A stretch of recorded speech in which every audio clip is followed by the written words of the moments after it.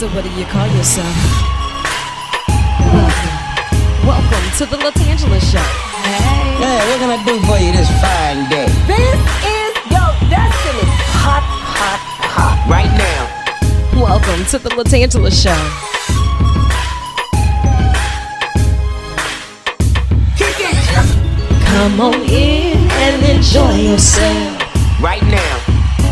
We gon' party like no one else. Welcome to the LaTangela Show.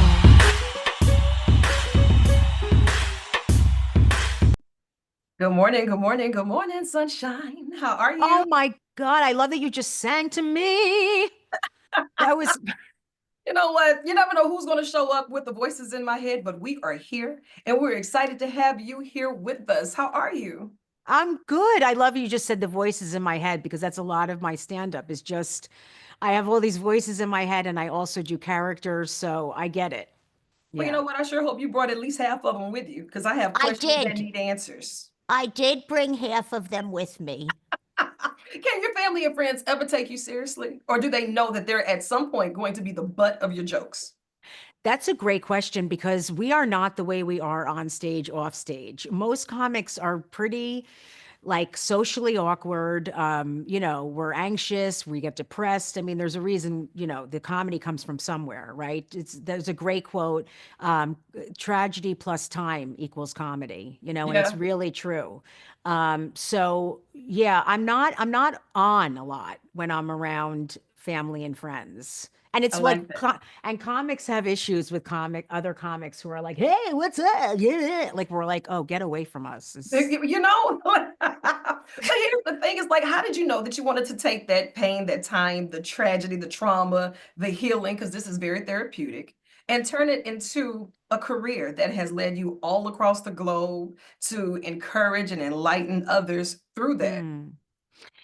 Well, I started being silly and making faces and doing voices when I was a child. I learned the power of humor that I could get people to like me because I had a hard childhood, So I realized how great it was great to see people laughing. Like it made me feel good.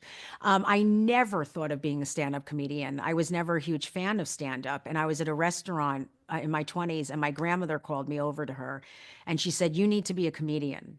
She said, I'm your grandmother. I know this. She said, every time you're sitting with people, they're laughing and you have a gift. And I was like, I could never get on stage in front of people and make them laugh. And she's like, you can do it. And you need to do this for me. And I took a class and I never stopped. I would have never done it unless she said it to me that day. I swear, ever.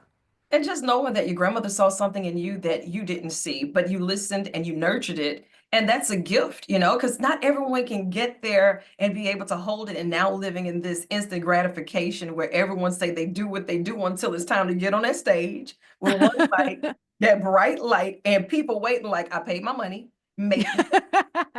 Right. Or I'm funnier than you. I can do it. I've had everything said to me. I'm like, really, sir? Then come up here and try it. It's really easy. Come up here and tell a joke. They never do. Yeah, I still to this day cannot believe I'm doing what I'm doing. And I kind of separate it from myself. Like I don't have an ego about it. I just feel like it's my path. I literally feel like I'm supposed to be doing it. I don't know why. I sometimes I get off stage and I'm in front of thousands of people and I'm like, what just happened? I mean, that happens almost every time. I'm like, everyone's laughing at me. What is happening right now? Like it's very surreal. But I'm here to tell you though, it's just like it's not just therapy for you. So many people can relate to the content and to be uncomfortable, but yet comfortable.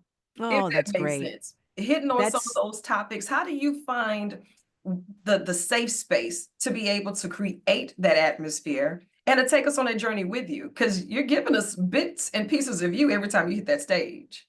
Yeah, you're such a good interviewer. Well, thank you. You're great. No, you're asking such incredible questions. And it's true. I know I help so many people because I literally get messages all day and night from all over the world. I'm talking like places you would never, like Turkey and Yeah. Indonesia, and because of YouTube and Instagram and TikTok. And they're like, you don't know how much you've helped me. I'm not okay.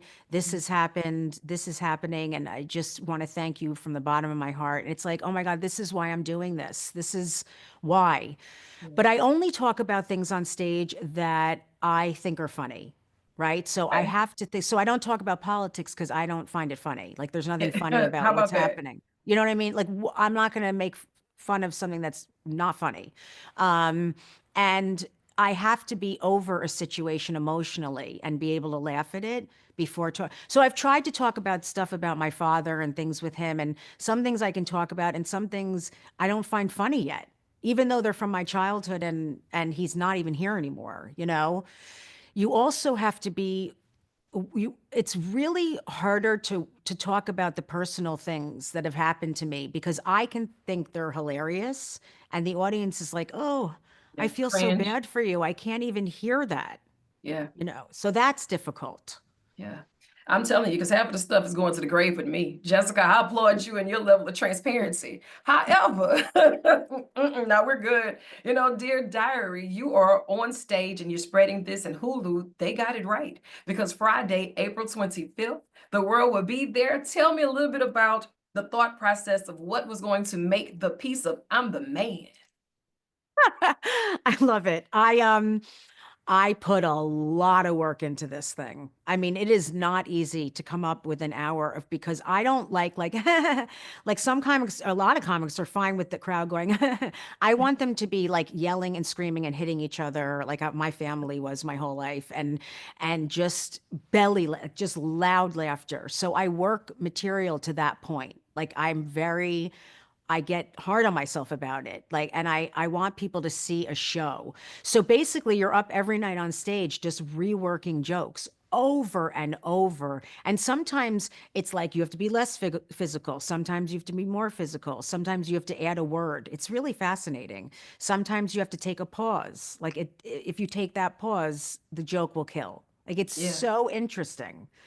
So I just worked really hard on it. Yeah. Well, I tell you, you are brilliant. And what you Oh, do, it's needed. And knowing that you're putting that type of work and passion into it, people are making a sacrifice when they give their time, when they give their money to come to a show, and to know that you're being responsible with that platform and that you want to give them their money's worth and help us to escape during those times. Girl, more power to you. I know that it has been a lot for you, and this is still yeah. just the warm up. So, how about it? Yeah, I mean, again, what you just said, I say all the time. Like, people are struggling. Like, they don't have money to buy a ticket. I get messages all the time, like, I really wanted to see you Right. in, Ohio, but I don't have money. I didn't get paid this week. And I'm like, oh my. So I've even, at times given out free tickets to people because it's horrible. Like, I feel for them. And they get babysitters and they take off work. And it's I just feel like so many people don't appreciate that and don't understand that. I I have so many things going on and so many things I want to do in my career. I have a TV deal that of a show I'm about to go pitch about, my life, dramedy. And Mhm. I feel like I say to the audience every night now, I feel like I'm supposed to do this to get the power enough day to make a change in the world. This is not about Absolutely. me being famous or making money. It's really to just make some kind of difference. That's why I do it. And with that dramedy, if you need an extended cousin, You're in. I'm working on my dramatic You pause. Just it'll be ready by then, you though. have to put your head back a little bit, but that's It's the yeah. tilt. I gotta work. Yeah. Oh, the No, slow. you're hilarious. You could do comedy. I'm not kidding. Thank you, my love. Please. Now, look, I usually don't give up free material, but for you, I got one. It's I going, need it. but you gotta serve it. What Okay, did I the rug promise. say to the floor? What's what? What did the rug say to the floor? What?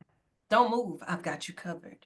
Now it's Cracker Jack box, and my mama tells it, and she thinks it's funny. So I just wanted to sprinkle that one for you because you deserve it. You delivered it good. Thanks, sis. Don't I move. appreciate Like it. it's all delivery. You are hilarious. You know You what, are. Jessica Kirson, I want you to think of this as an extension of your office. So whenever you have anything going Oh. on, you tell them I need to jump in the hot seat on the tan line, or just make your way to Louisiana. And then that way I'll be your official tour guide and we can do more interviews. Yes, we have to hang out, and I will Yes. interview with you anytime. I appreciate you having me. Anytime. Friday, April 25th, Hulu. I'm the man. No, she's the man. Jessica Kirson. We're If both you the don't- man. Yeah. Say less. You chase the sun or let the sun chase you. But either way, get after it. I love you, and there's Oh, absolutely nothing you I can do love you about it. too. I Oh, see you're you great. We soon. have to stay in touch. That's it. Absolutely. You're stuck with me forever, ever. Perfect. I love it. Thank you so much. Thank you. Thank you.